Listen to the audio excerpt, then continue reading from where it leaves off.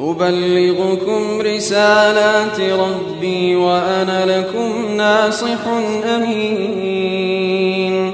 أوعجبتم أن جاءكم ذكر من ربكم على رجل منكم لينذركم واذكروا إذ جعلكم خلفاء من بعد قوم نوح وزادكم في الخلق بسطة فاذكروا آلاء الله لعلكم تفلحون.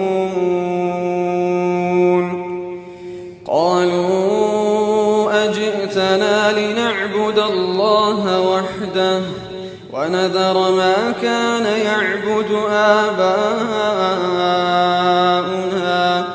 فأتنا بما تعدنا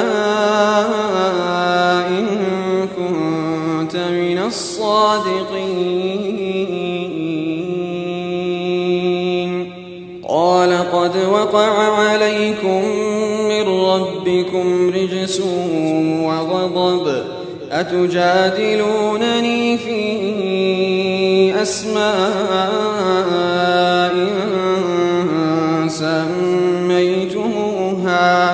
سميتموها أنتم وآباؤكم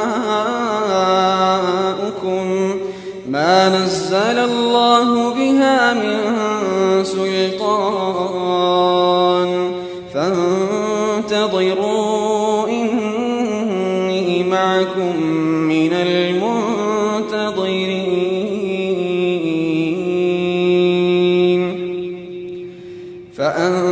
فأنجيناه والذين معه برحمة